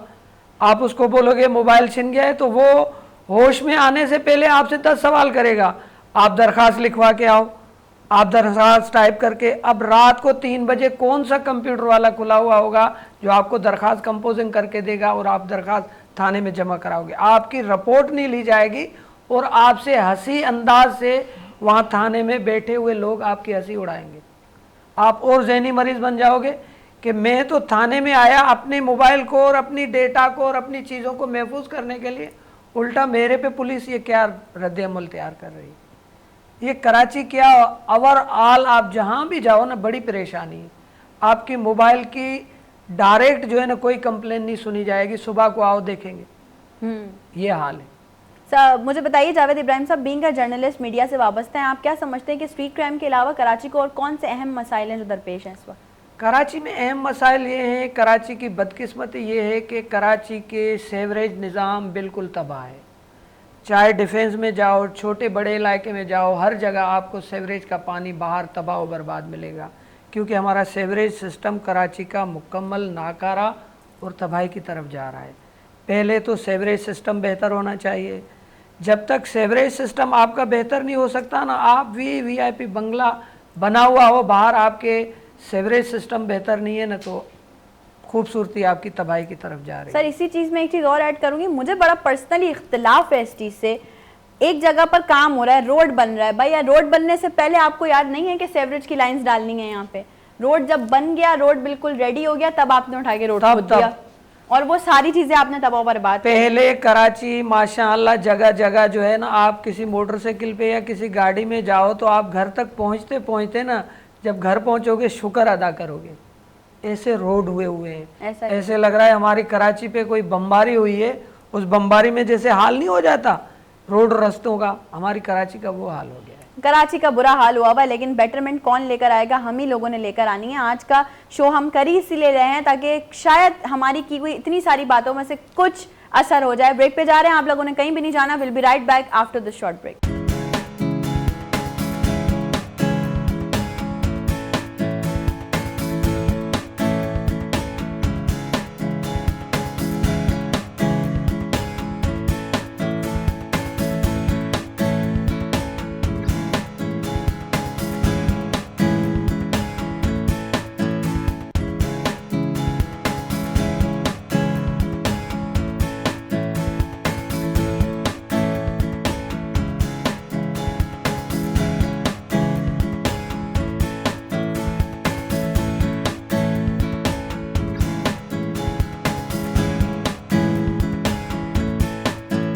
Once again welcome back. एक बार फिर से आप तमाम लोगों को खुशामदीद कहती हूँ नई सुबह में। टॉपिक बहुत मज़ेदार चल रहा है, कराची की बेहतरी में हम लोग कैसे अपना अमल दखल दिखा सकते हैं, कैसे अपना किरदार अदा कर सकते हैं। डिफरेंट सॉर्ट ऑफ गेस्ट आज हमारे पास मौजूद हैं। जिन लोगों ने अभी हमें ज्वाइन किया उनके लिए मैंने ये बात दोबारा रिपीट की कि आज हम बात कर रहे हैं कराची की बेटरमेंट पे, कराची की बेहतरी कैसे हो सकती है। डिफरेंट पॉइंट ऑफ व्यूज़ हैं, बहुत सारे पहलू हैं, हर तरीके से जो है वो हम बात कर रहे हैं। किसी ना किसी तरह से कोशिश हो रहा है कि कोई ऐसी बात यहाँ हो जाए कि आप तमाम लोग जो लोग देख रहे हैं, जो कि लोगों को प्लेटफॉर्म्स नहीं प्रोवाइड करते, लोगों को मौके नहीं देते आगे बढ़ने के, क्या पता कि वो आज की कुछ बातें उनके दिल पर असर हो जाएं और वो कराची की बेहतरी के लिए कुछ चीज़ों की जो है वो लिवरेज दे दें। इमरान साहब मुझे बताइए, जब हम इलेक्ट्रॉनिक्स की बात करते हैं सारा सामान जो है वो इम्पोर्ट होता है, सही, और इम्पोर्ट की जब हम बात करते हैं तो वो डॉलर रेट्स आ जाते हैं। बिजनेस कम्युनिटी पाकिस्तान में इंडस्ट्री बनाने का, लगाने का क्यों नहीं सोचती है? सोचती है तो मौका नहीं मिलता। देखें, बिजनेस अपने घर पे करता हुआ कौन नहीं चाहेगा कि मुझे घर बैठे सारे फैसिलिटीज़ मिल जाए, लेकिन बिजनेस करने नहीं दिया जाता। फैक्ट्रीज जो लगी हुई हैं वो बंद हो रही हैं। क्यों बंद हो रही हैं? रीज़न यही है कि या तो बिजली के बिल मार रहे हैं या अदर एक्सपेंस मार रहे हैं। जो लोग जॉब करते हैं उनकी सैलरी अगर 30,000 रुपये है, वो कहते हैं मेरी 45 होनी चाहिए, तो वो पीछे जो उनके ज़राए हैं वो इतने नहीं है कि वो उसको 45 दे सकें। दूसरा, फैसिलिटेट नहीं किया जाता। ख़ाम मटेरियल मंगाने के लिए जो आपके तरीक़ेकार हैं, जो आपके एक्सपेंस लगते हैं, आपको हर चीज़ आपके डोर पे आके महंगी पड़ रही है, तो आप कैसे बनाएंगे? फिर आप अदर वे इस्तेमाल करते हैं, फिर आप हवाला उंडी पे जाते हैं, फिर आप जो है क्या कहते हैं स्मगलिंग पे जाते हैं। तो इस चीज़ को रोकने के लिए हुकूमत को चाहिए कि अपने ऐसे रिफॉर्म्स आगे लेके आएँ, ऐसे ज़राए आगे लेके आएँ कि लोगों को फैसिलिटेट करें। जब बिजनेसमैन को फैसिलिटेट करेंगे तो वो एक से एक फैसिलिटीज़ आपको देगा, आपके दरवाजे पे देगा, कारोबार करेगा, आपको 4 पैसे जब वो कमाएगा तो हुकूमत को क्यों नहीं देगा? जब वो ज़कात दे सकते हैं, लोगों की मदद कर सकते हैं, हॉस्पिटल्स बना सकते हैं, इदारों को सपोर्ट कर सकते हैं, तो वो अपने लोगों को क्यों नहीं फैसिलिटेट कर सकते? लेकिन उन्हें मौके दिए जाएँ, उन्हें खुल के काम करने दिया जाए, ना कि उनके पास कभी किसी के पास FIA आ रहा है, कभी कस्टम आ रहा है, कभी जो है क्या कहते हैं दूसरे इदारे आ रहे हैं, FBR आ रहा है। तो ये मसाइल पैदा करते हैं, मसाइल को हल नहीं करते। सर अगर मैं आपकी बात इंटरप्ट कर रही हूँ, अगर हम ये देखें कि हम किसी भी चीज़ को देखें तो उसका पॉजिटिव पहलू भी है, नेगेटिव भी है। बिल्कुल। अगर सारी ये जो इदारे हैं FIA FBR आ रहा है तो सर हो सकता है ना कुछ लोग ऐसे भी हों जो कि काम खराब करने वाले। देखिए बिल्कुल होंगे, 100% तो कोई भी सही नहीं हो सकता, लेकिन उसका तरीक़ेकार होना चाहिए। मैं कह रहा हूँ कि पहले तो फैसिलिटेट करें ना, पहले तो बिजनेस लाने दें, बिजनेस करने के मौके दें, फैक्ट्रियां लगवाएं और उनको जहां तक रिलीफ हो सकता है दें। क्योंकि ये माशरे में जो इस वक्त चोरियां, डकैतियां, वारदातें हो रही हैं, वो क्यों हो रही हैं? मेन रीज़न यही है कि बेरोज़गारी। जब किसी के पास कोई काम नहीं होगा तो वो बाहर निकल के कुछ ना कुछ तो करेगा। वो अपने घर में चाहे वो 2 नंबरी से लेके आए, पैसा तो लेके आएगा, क्योंकि उसको घर में घर वालों को खाना तो है। तो उसको ऐसे मौके क्यों ना फराम किए जाएं कि वो इज्जत की रोज़गार कर ले, तरीक़ेकार से आकर के अपने घर वालों को जो है वो पाल सके, रख सके। तो ऐसे मौके कौन देगा? ये हुकूमत वक्त का काम है। ऐसे लोगों को आगे लेके आएँ जो पैसा लगा सकते हैं, इन्वेस्टर हैं, उनको सपोर्ट करें। सबका चेक एंड बैलेंस सबका करें, चेक एंड बैलेंस सबका करें, लेकिन उनको तरीके से उनको मौके भी दें। ऐसा चेक एंड बैलेंस ना हो कि वो बेचारा बोले कि मैं इससे बेहतर है कि दुबई में काम कर लूँ, इससे बेहतर है कि मैं बांग्लादेश में काम कर लूँ। आखिर फैसिलिटीज वो भी तो देते हैं ना। आप मुझे देखें कि मैं टैक्स पेयर हूँ, लेकिन मैं पानी भी खरीदता हूँ, मुझे इस टैक्स के बदले कुछ नहीं मिल रहा। जो मैं टैक्स पे कर रहा हूँ हुकूमत पाकिस्तान को, उसके बदले मुझे कुछ नहीं मिल रहा। हम रोड टैक्स पे करते हैं और रोडों की हालत देखें, रोडों की हालत देख लें, पानी मुझे खरीद के पीना पड़ा। भी डॉक्टर साहब ने बोला कि पाकिस्तान में और कराची में दिल की बीमारियां, ब्लड प्रेशर, डिप्रेशन, ये सब इसी वजह से। रीज़न सेम यही आएगा। अगर हम उसका एंड करेंगे तो यही आएगा कि अगर सब खुशहाल होंगे तो सवाल ही पैदा नहीं होता कि यहाँ पे परेशानी हो, डकैती हो, चोरी हो। हर आदमी खुशहाली की ज़िंदगी गुजारना चाहता है, सुकून की ज़िंदगी गुजारना चाहता है, लेकिन मौके भी तो देना। आप उनको फैसिलिटेट भी तो करें ना। मैं टैक्स पेयर होकर के हर चीज़ मैं टैक्स दे रहा हूँ, जो चीज़ खरीदता हूँ, मैं सुई भी खरीदता हूँ, साबुन खरीदता हूँ, शैम्पू खरीदता हूँ, खाने की चीज़ें खरीदता हूँ, मैं सब पे टैक्स दे रहा हूँ। फिर मैं अपने बिजनेस पे भी टैक्स दे रहा हूँ, लेकिन फैसिलिटीज़ मुझे ज़ीरो है, बिल्कुल किसी किस्म की नहीं मिल रही। बिजली के बिल हमारे वही आ रहे हैं जो आते हैं। इससे लोग, अभी मैंने अपने घर पे सोलर लगाया तो हमारी बचत हुई। सोलर नहीं था तो बिल जो है वो इतने थे कि आप सोच भी नहीं सकते। तो फैसिलिटीज़ दें, गरीब को तो सोलर फ्री दें। आप ऐसा निज़ाम बनाएं कि गरीब के घर में अगर गरीब 2 पंखे, 2 ट्यूबलाइट चलाता है, उसको फ्री में सोलर दे दें। थोड़ा सा करें, थोड़ा सा आगे बढ़ें, हुकूमत वक्त थोड़ा सा कदम उठाए, बिजनेसमैन से बिल लें, हम देने को तैयार हैं। लेकिन जो गरीब है उसको, उसके दरवाजे पे अगर 2 सोलर, एक बैटरी और एक UPS उसको फ्री दे देंगे या इन्वर्टर फ्री दे देंगे तो उससे क्या होगा? थोड़ा सा हुकूमत जो फॉर्च्यूनर दे रही है असिस्टेंट कमिश्नर को, उस गाड़ी में 200 लोगों को सोलर सिस्टम लग जाएंगे। बिल्कुल तो आप ये बिल्कुल facilities- नहीं आप बिल्कुल ठीक कह रहे हैं। इस तरह से होना चाहिए। गरीब आवाम के लिए सिर्फ बात नहीं होनी चाहिए, गरीब आवाम को फैसिलिटेट भी करना चाहिए। उनके डोर स्टेप पे आके हमने अपने ही प्रोग्राम में न जाने कितने ऐसे लोग आप तमाम लोगों से मुतारिफ करवाएं जो कि उन इलाकों में जाके काम कर रहे हैं जहाँ पर कोई पुरसाने हाल नहीं, जहाँ पे कोई पूछने वाला नहीं, लेकिन वो जा रहे हैं, डोर स्टेप पे जा रहे हैं, गरीब आवाम के घर जाके उनसे पूछ रहे हैं कि आपको क्या परेशानी है और वो परेशानियाँ हल करके आ रहे हैं। हाजी तैयब सर खान साहब, मुझे ये बताइए, जब हम कराची की बेटरमेंट की बात करते हैं तो एक बड़ा सवाल आवाम का है, वो ये कि कराची का बजट बड़ा मैटर करता है। कराची का बजट आता तो है, लेकिन आप क्या समझते हैं कि कराची का जो बजट है वो कराची पे खर्च होता है या नहीं होता? बात यह है, आज हम लोग जिस शहर की बात कर रहे हैं, जिस कराची की बात कर रहे हैं, कराची वो शहर है जो बहुत से मुल्कों से भी ये बड़ा है, आबादी के लिहाज से, रकबे के लिहाज से भी। और मोहब्बत की बात यह है कि ये हमारे कायद का भी शहर है, बिल्कुल, और ये हमारी पहचान भी है। यह हमारे दो, कराची पोर्ट और पोर्ट कासिम है दो, ये हमारी तरक्की के निशान हैं। इसी से तरक्की पूरे पाकिस्तान की है। इसी को लोग देखते हैं दुनिया में कि यार गर्म पानी है, इससे बड़ा बिजनेस है ये। उन मुल्कों से पूछो जहाँ सर्दी है, जहाँ बर्फ़ पड़ी रहती है, उनसे, और इस पानी में बहुत बड़ी ताकत है। ये पोर्ट 12 महीने चलते हैं दोनों, अल्हम्दुलिल्लाह। अब हम ग्वादर पोर्ट पे भी आ गए, अल्लाह का शुक्र है। लेकिन हम बैठे हैं कराची में। हमने अपने कायद के शहर की बात करनी है कि मतलब यहाँ जो ये वो शहर था जो हम 2 पाकिस्तान चलाया करता था, दारुल खिलाफा होता था, मशरक़ी पाकिस्तान और मगरबी पाकिस्तान। यहाँ से हमारे कायदीन लीड करते थे, बहुत बड़ा मुल्क था ये, कराची से ही लीड करते थे। जब कराची से दारुल खिलाफे को हटाया गया ना तो एक खला पैदा हो गई। उसके बाद इसको मोहब्बत की नज़र से ना देखा गया, जो जगह खाली हुई है उधर वो देखो, सबसे बड़ी तरक्की है कि रोज़गार होना चाहिए। इमरान भाई ने बोला ना वो परेशानी है तो रोज़गार, यहाँ से रोज़गार बाहर नहीं चलना चाहिए, यहीं फैक्ट्री होनी चाहिए और यहाँ के मकामी लोगों को उसमें काम करना चाहिए। बिल्कुल ऐसा ही। मैं जिस हल्के से कौमी असम्बली का इलेक्शन लड़ता हूँ, ज़िला कोरंगी, और वो बड़ी इंडस्ट्री एरिया है, बिल्कुल कोरंगी तो एक बहुत बड़ा इंडस्ट्री एरिया है, मेरे हल्के का है। तो मतलब वहाँ भी जिस तरह फैक्ट्रियाँ बंद हो रही है, इसको देखना चाहिए सूबाई गवर्नमेंट को और विभाग को, दोनों को पूछना चाहिए, ताजरों से पूछना चाहिए क्या वजह है, क्यों रोज़गार होगा तो लोग यहाँ खुश होंगे। जब हम कहते हैं मिनी पाकिस्तान है, हम पूरे पाकिस्तान का ख्याल करें, फिर हम अपने कराची वालों को नहीं दे सके तो बुरी बात है। फिर यहाँ एक बात हुई कि मतलब सबसे बड़ा मसला ये भी है कि हालात सही नहीं है लोन। तो मैं ये कहता हूँ कि जितने भी SHO है ना, जो किसी भी डिवीज़न के, कराची सिंध की बात करें तो कराची डिवीज़न में जितने SHO होने चाहिए उनका ताल्लुक कराची से होना चाहिए। SHO बहुत बड़ी बात है, वो अमन अमान वही लाता है बाकी, लेकिन SHO का ताल्लुक कराची से। अगर कोरंगी का SHO है वो भी कराची से, किसी भी ज़िले का हो, 7 ज़िले कहीं से भी हो, अगर वो जो है ना मदीर का है या लियारी का है, ताल्लुक कराची से होना चाहिए। उसको पता है अपने कराची के मकामी होना चाहिए, मकामी होना चाहिए, कराची से होना चाहिए, और रोज़गार होना चाहिए, और फैक्ट्रियाँ चलनी चाहिए, पोर्ट चलना चाहिए। खुशी हमारे ये है कि ये पोर्ट चलेगा तो मतलब हमारी तरक्की होगी, और पूरे कराची से लेकर खैबर तक तरक्की होगी। बिल्कुल इंशाल्लाह। और हम तो हमेशा से दुआगो ही हैं और हम हमेशा से काम ही कर रहे हैं।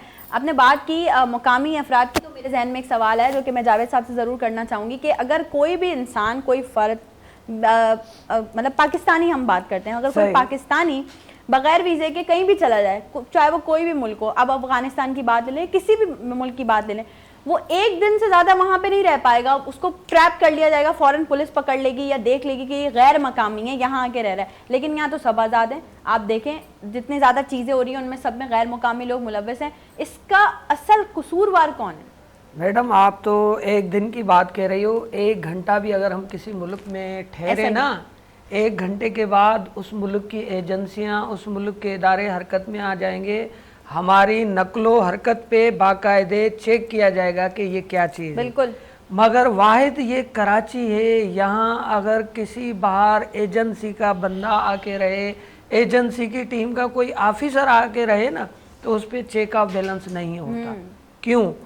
आपने कभी सफ़र किया होगा, जब भी कराची से आप अंदर आएंगे तो आपका तस्वीर ली जाएगी। हाँ जी। जब आपकी वहाँ तस्वीर ली जाती है तो फौरी तौर वहाँ क्यों नहीं डेटा निकलता कि ये बंदा बाहर का है या पाकिस्तानी है या नहीं है। वो आके कराची में बड़ी मुश्किल से सालों साल रह रहा है, सालों के बाद कोई एजेंसी पकड़ के उसको शो करती है कि इसको हमने पकड़ा, ये तो फिलहाल एजेंसी से कंसलेट था। ये क्यों फौरी तौर क्यों नहीं कंट्रोल हो गया? ये हमारी एजेंसियों की बदकिस्मती है। आप एजेंसी के किसी बड़े से बड़े अफसर की सैलरी देखो, उसकी मराद देखो, उसका सिस्टम देखो तो आप हैरान हो जाओगे। मगर जो है मुल्क के लिए सच्चाई नहीं है, या तो शायद मुल्क से वफा नहीं है। अगर हम मुल्क से वफादार बन जाए ना तो ये चीज़ नहीं होगी। आपको अगर सामने कोई नज़र भी आ जाए ना कि ये गैर मुल्की है, आप तकलीफ से उससे पूछ नहीं सकेंगे। हम अगर किसी बाहर मुल्क में जाए ना तो उस मुल्क का अफराद हमसे पूछेगा भाई आप पाकिस्तानी हो, हम नहीं पूछ सकेंगे क्योंकि हम खौफ में इतना दबे हुए हैं कि यार ये डकैत ना हो, खुदकुश बम हमले वाले ना हो, बिल्कुल ऐसा ही, या हमें मार ना दे। हम कहेंगे कि हमने अपने घर की तरफ या अपने रोज़गार की तरफ या अपनी ऑफिस की तरफ चले जाएं, क्योंकि हमें इदारे 10 सवाल करते हैं। वहाँ के पब्लिक के साथ वहाँ के इदारे सच्चे हैं, यहाँ की पब्लिक के साथ यहाँ के इदारे सच्चे नहीं हैं। ये सच्चाई होगी तो सारी मंजिलें आसान होगी, सच्चाई नहीं होगी ना तो बड़ी मुश्किलातें होंगी। आगे जाके ये जैसे कराची में लोग आ रहे हैं ना, आगे जाके हम बड़े परेशान हो जाएंगे। यहाँ के रहने वाले, यहाँ के सूबे वाले अपनी रोज़ी रोटी के लिए परेशान हो जाएंगे। आप देखो ना, यहाँ कराची के बसने वाला परेशान होता है कि मैं कौन से ऐसे रोज़गार करूँ कि मेरे बच्चों की तालीम का रोज़गार बेहतर हो जाए, मेरे घर का चूल्हा बेहतर हो जाए, मगर वो पूरा नहीं कर पाता। क्यों नहीं पूरा कर पाता? कि बाहर के लोग इतने आ चुके हैं कि अब कराची वाले बड़े परेशान हो गए। बिल्कुल, कराची वाले बहुत परेशान हो गए। कराची वालों की परेशानी का जो हल है वो भी यकीनन यहीं कहीं नहीं किसी बातों में छुपा हुआ है, जो कि मंजर आम पे लाना बहुत ज़रूरी है। डॉक्टर साहब मुझे प्लीज़ ये बताइए, जहाँ पर हम बात करते हैं कि किसी भी मुल्क के लिए क्वालिटी ऑफ एजुकेशन होना बहुत ज़रूरी है, वहीं पर क्वालिटी ऑफ हेल्थ केयर होना भी बड़ा ज़रूरी है। क्या समझते हैं डॉक्टर साहब, बीइंग अ डॉक्टर, कि क्या जितने भी हमारे, मैं ओवरऑल बात कर रही हूँ, जितने भी हमारे हॉस्पिटल्स में डॉक्टर्स हैं, इक्विपमेंट हैं, अगर हम चलें डॉक्टर्स को हटा के इक्विपमेंट की बात करते हैं, क्या वो उस मयार के मुताबिक हैं? क्या हमारे पास क्वालिटी ऑफ हेल्थ केयर है? अच्छा देखिए, क्वालिटी ऑफ हेल्थ केयर होता है, एक हम रेशो निकालते हैं number of the doctors to the number of the people that are serving, ठीक है, कि वो कितनी आबादी के ऊपर पर डॉक्टर कितनी आबादी कवर कर सकता है। ऐसे ममालिक में अकॉर्डिंगली फिर हॉस्पिटल्स बनाई जाती हैं, इक्विपमेंट दिए जाते हैं, फैसिलिटीज़ अवेल की जाती हैं उनके लिए। अनफॉर्चुनेटली ये यहाँ पे हमारे पास ट्रेंड नहीं है। एक हॉस्पिटल निज़ाम है जिसको हम स्पेशली वेस्टर्नाइज्ड तरीके से चला, जिसमें हम primary health care unit, basic health care unit, फिर उसके बाद सेकेंडरी हेल्थ केयर यूनिट, फिर टर्शियरी हेल्थ केयर यूनिट, ये किस्म की बेसिक्स लाइनअप है जिस पे अगर उसको प्रॉपर तरीके से यूटिलाइज़ किया जाए तो ये जो हेल्थ के इतने मसाइल जो हम देख रहे हैं ये कभी ना हो। अभी क्या हो रहा है, हमारे तहसील से लेके, तहसील्स हैं, यूसीज़ हैं, छोटे छोटे कस्बे हैं, वहाँ पे हमारी हालत इतने डॉक्टर्स अवेल नहीं हैं और आपकी जो फैसिलिटीज़ है ना वो वहाँ पे है ही नहीं।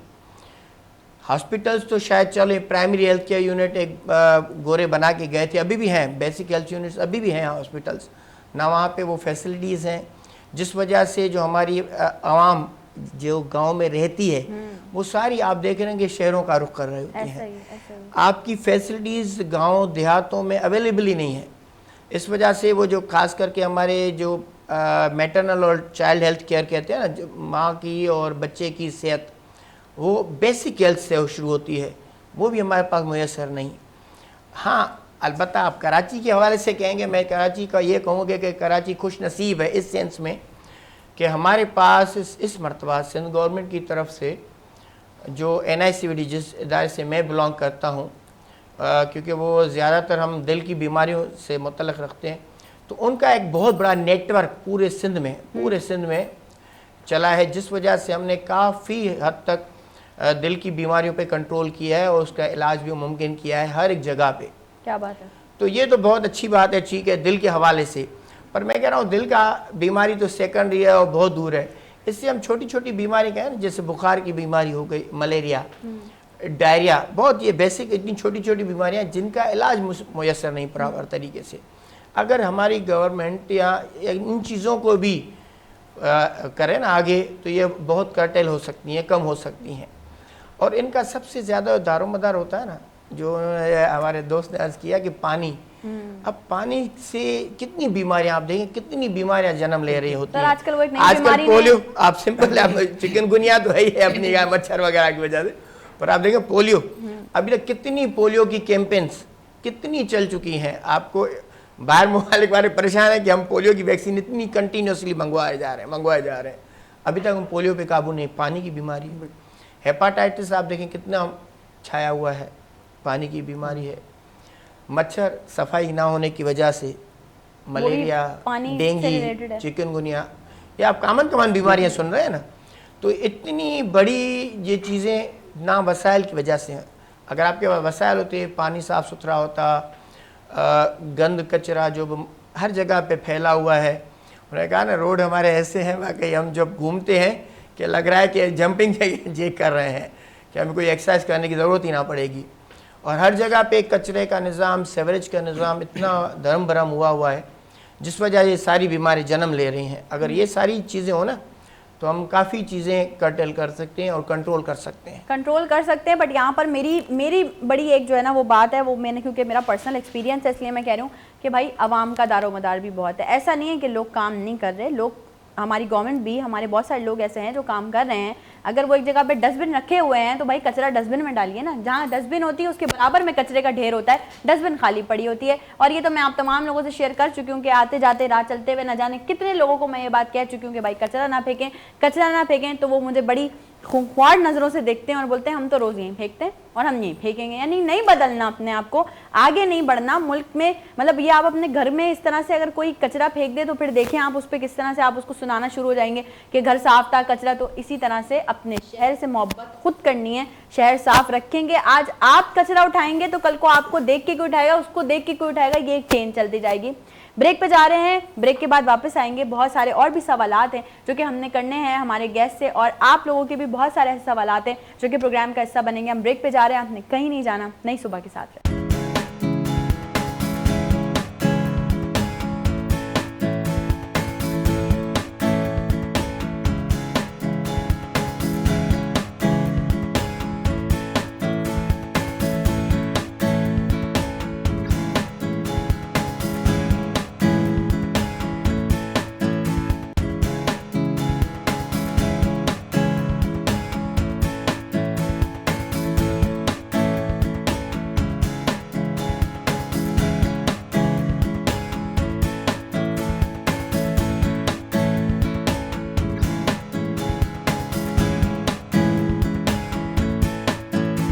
Once again welcome back. एक बार फिर से आप तमाम लोगों को खुशामदीद कहती हूँ नई सुबह में। और आज बात चल रही है कराची की बेहतरी के लिए, बेटरमेंट ऑफ कराची के लिए। बहुत सारे पॉइंट ऑफ व्यूज़ अभी हम डिस्कस ऑलरेडी कर चुके हैं, और अब जो है वो और भी बहुत सारे सवालात हैं। मैं समझती हूँ एक ऐसा टॉपिक है ये कि इस पर हम जितनी देर भी बात कर लें बहुत कम है बस, लेकिन उम्मीद लेकर बैठे हैं कि शायद कहीं ना कहीं कुछ हमारे कहने से ही बहुत सारे लोगों ने कहा, बहुत सारे लोगों ने काम किया, कुछ फ़र्क पड़ा, कहीं नहीं भी पड़ा, लेकिन आज इस उम्मीद के साथ ये प्रोग्राम करेंगे शायद हमारे जो शहर है उसकी तरक्की में हम कोई एक छोटी सी जो है ना वो भी मिसाल कायम कर सकें। इमरान साहब मुझे ये बताइए, अगर हटा दें आपको बिजनेसमैन से थोड़ी देर के लिए, तो आप कराची के शहरी भी हैं, ठीक है ना, कराची के शहरी हैं। पाकिस्तान का जो टोटल टैक्स रेवेन्यू है 35% उसका कराची पे करता है, ठीक है, और पाकिस्तान का जो GDP है उसमें भी ऑलमोस्ट कराची का 25-30% हिस्सा तो है, अगर मैं गलत नहीं हूँ तो। उसके बावजूद कराची के शहरियों को पानी नहीं मिलता। कराची की, जैसे हम डिस्कस कर रहे थे अभी, रोड्स की हालत बुरी हुई है, ठीक है, पब्लिक ट्रांसपोर्ट ना होने के बराबर है तो वो अपने मनमानी कर रहे हैं। एक बहुत लंबी लिस्ट है, जैसे मैंने भी बोला कि बात करते रहें ख़त्म नहीं होंगे। सर, बिजनेस कम्युनिटी क्या किरदार अदा कर सकती है इन मसाइल को हल करने में? अगर हमें मौका दिया जाए तो हम बहुत से किरदार अदा कर सकते हैं। ये रोड बनाना हमारे लिए कोई इशू नहीं है, पानी का सिस्टम बनाना हमारे लिए इशू नहीं है। मसला ये है कि हुकूमत हमें फैसिलिटेट करे। हमसे टैक्स तो मांगा जाता है लेकिन हमें फैसिलिटेट नहीं किया जाता, और जब तक ऐसा नहीं होगा आप एक तरफ से ताली एक हाथ से नहीं बजा सकते। आपको हमें मौके देने होंगे, हम बहुत कुछ कर सकते हैं, हम सर्वाइव कर सकते हैं। और दूसरी बात यह है कि आपकी थोड़ी सी बात को मैं आगे बढ़ा दूं, आपने कहा 35%, हम 35% नहीं, हम 70% रेवेन्यू देते हैं। तो फिर देख लो, देखें भाई, 70% रेवेन्यू देने के बाद कराची का ये हाल है। कराची का पैसा कराची में लगता ही नहीं है। मैं कहता हूँ लगना चाहिए। ये भी पाकिस्तान का शहर है और ख़ूबसूरत शहर है। इससे आप मज़ीद आप इस पे लगाएंगे तो आप मज़ीद कमा सकते हैं। हाँ बिल्कुल। अगर कराची पे खर्च करेंगे, कराची को खूबसूरत बनाएंगे, तो यहाँ पर दुनिया जहान के लोग आके बिजनेस करेंगे, क्योंकि कराची में आपको बेहतरीन मौसम मिलते हैं। चारों मौसम कराची में मुहैया है, जो कि पूरी दुनिया में कहीं भी नहीं है। तो अगर यहाँ पे फैसिलिटेट किया जाए तो दुनिया के लोग आके यहाँ बिजनेस करेंगे। अदर मुल्क के लोग आके यहाँ पे क्यों नहीं आते? दूसरे मुल्कों के लोग सिर्फ इसलिए कि यहाँ पे टेररिज्म है, हालात ख़राब हैं। अगर उसको सही कर दिया जाए, मामलात सही कर दिए जाए, तो मैं कहता हूँ कराची में दुनिया के दूसरे ममालिक के लोग आके बिजनेस करेंगे और पाकिस्तान सबसे ज़्यादा तरक्की करेगा। अगर कराची को मौका दिया तो कराची पूरे पाकिस्तान को आराम से पाल सकता है। क्या बात है, ज़बरदस्त, बिल्कुल ये सही बात है। और कराची के लोगों को और कराची को मौका देना चाहिए। एक ही जो है ना चीज़ पे जो है वो अपने आप को डिपेंडेंट नहीं रखना चाहिए। डिफरेंट सॉर्ट ऑफ थिंग्स आपको ट्राई करनी चाहिए। क्या पता कौन कराची के लिए जो है वो बेहतर किरदार अदा कर सके। डॉक्टर साहब, पहले तो मैंने आपसे सवाल किया था कि दिल की बीमारियों की क्या वजूहत है मोहब्बत के अलावा। अब मैं आपसे सवाल करूँ, जो लोग हमें देख रहे हैं उनके दिल को आप सेहतमंद रखने के लिए क्या मशवरा देंगे मोहब्बत के अलावा?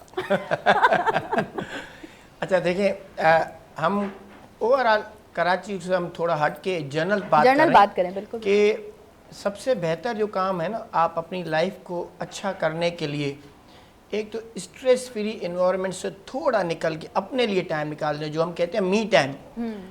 हम लोगों के पास सबके लिए टाइम है, अपने लिए टाइम किसी के पास नहीं है। और अपने लिए टाइम जो होता है ना, वो होता है एक्सरसाइज का, योगा का। आप जाके वॉक करें, एक फ्रेश एयर लें। एक्चुअली अनफॉर्चुनेटली आप ये कहेंगे यार ये तो फिल्मी बातें कर रहा है ना। नहीं। मसला है कि वो हमें, आप कहेंगे सर गार्डन्स नहीं है हमारे पास, वॉक करने के एरियाज़ नहीं हैं अच्छी तरह से। अगर ये चीज़ फैसिलिटी मिल जाए ना आप लोगों को, किसी को भी, तो वो बंदा उस पर करेगा। एक तो ये, और दूसरा बैलेंस डाइट। आपने बहुत सुना होगा ना, खाना पीना, हर चीज़ खाने से स्टार्ट होती है ना, पेट से ना।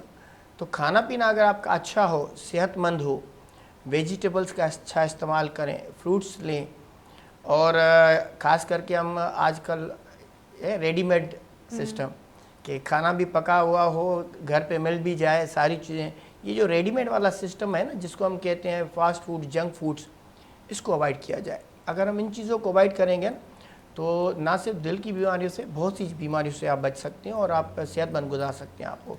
और एक दूसरा, और- जब शुरुआत की बिल्कुल, थी हमने स्मोकिंग और वेपिंग, जो ये फैशन है, इसको थोड़ा कटल किया जाए। मेरे हिसाब से बिल्कुल बंद कर दें तो बहुत अच्छा होगा, बहुत अच्छा होगा। सर किसी भी चीज़ की ज्यादती जो है वो आपकी ज़िंदगी में जो है वो मसले पैदा कर सकती है। हर बिल्कुल। चीज़ में बैलेंस, एतदाल बहुत ज़रूरी है। अच्छा ये बताइए, ये भी एक कॉन्सेप्ट है, डॉक्टर्स भी मशवरा देते हैं, लोग भी बोलते हैं हर वक्त गर्म पानी पी, हर वक्त गर्म पानी पीना ये सेहत के लिए कैसा है, मतलब फ़ायदेमंद है या नुकसानदेह?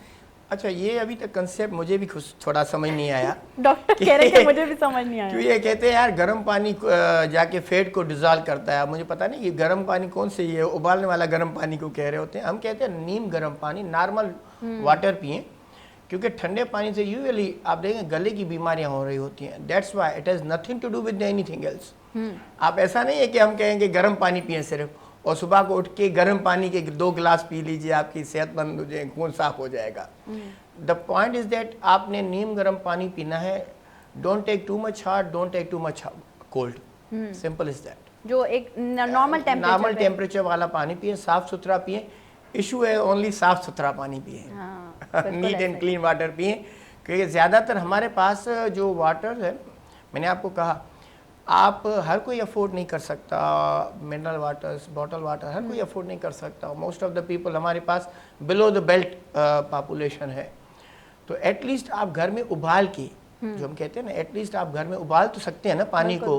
गैस है आपके पास, जितनी आती है जितनी आती है उस टाइम पे आप पानी को साफ करके, उबाल के, ठंडा करके पिएं, तो उस पर आपकी जो बीमारियां हैं उससे काफ़ी आप बच सकें। अच्छा सर, एक और चीज़, अब आज हम बात करें बेटरमेंट ऑफ कराची की बात चलिए, तो NICVD इस वक्त आवाम की कितनी ज़रूरियात पूरी कर रहा है?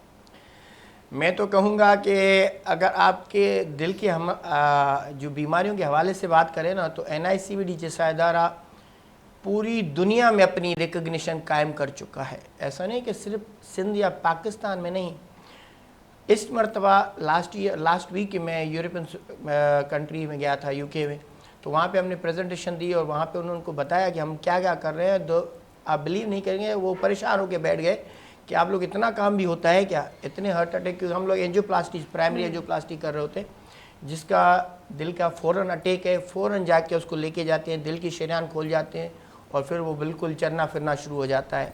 ऐसा ही हम आजकल फालिज के हिसाब से भी कर रहे हैं बिल्कुल बिल्कुल। कि खुदा न खास का आप देखेंगे फालिज का मरीज़ आधा पाँव बंद, एक पाँव, एक टांग बंद, और ऊपर से बात नहीं कर सकता है। अगर आप शरीयान खोल दें तो दिमाग की बिल्कुल ठीक ठाक होके घर चला जाएगा, सारी उम्र की माजूरी से बच जाएगा। तो NICVD इस टाइम पे एक की रोल अदा कर रहा है ओवरऑल कार्डियोवैस्कुलर डिजीज़ के हवाले से। तो इसकी मिसाल आप ये समझें कि दुनिया के बेस्ट ममालिक में भी नहीं मिलती आपको। बेस्ट बहुत से आप जितने भी तरक्की याफ्ता ममालिक कहेंगे उसमें भी ये मिसाल यानी कि अभी ब्रेक पे जाने से पहले भी डॉक्टर साहब ने बात की थी, वो भी कि भाई इक्विपमेंट और सारी चीज़ें जो है वो मुहैया की जा रही हैं, फराम की जा रही हैं, काम किया जा रहा है। और अभी भी जो बात की उससे कुछ तो एक हमारे अंदर खुशी की लहर दौड़ी है कि कहीं ना कहीं किसी न किसी प्लेटफॉर्म पे काम तो हो रहा है, और वो काम कराची की बेटरमेंट के लिए ही हो रहा है। क्योंकि आज हम इसी टॉपिक पे बात करें कि कराची को मज़ीद बेहतरी की तरफ कैसे लाया जा सकता है। जावेद साहब, आप जो लोग हमें देख रहे हैं बेसिकली चाहते हैं काम करना, या उनमें भी एक वो कहते हैं ना, ये जो जर्नलिज्म होता है या जो मीडिया पर्सन होते हैं, ये आपके अंदर खुद ही डेवलप हो रहा होता है, सही है ना? आपको अगर अपने मुल्क और अपने शहर से प्यार है तो आप इस चीज़ को अपने अंदर डेवलप करोगे, आपको एक नो हाँ होगी। सर, जो लोग देख रहे हैं उनको क्या कहना चाहेंगे, वो कौन से ऐसे इकदाम कर सकते हैं हमारी पाकिस्तान की नौजवान नस्ल जिससे वो कराची की बेहतरी में अपना किरदार अदा करे?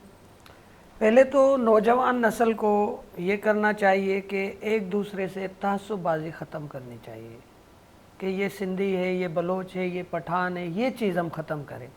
जिस दिन हम ये चीज़ नौजवान ख़त्म करेंगे ना, तो हम खुद ब खुद आगे बढ़ते जाएंगे। हम एक दूसरे को, सिंधी पंजाबी को पंजाबी, पठान को पठान, जो 4 सूबे हैं ना, इन 4 सूबों के नौजवान एक दूसरे का सहारा बने। एक अगर आगे बढ़ रहा है तो दूसरा आगे उनको बढ़ने की कोशिश करे।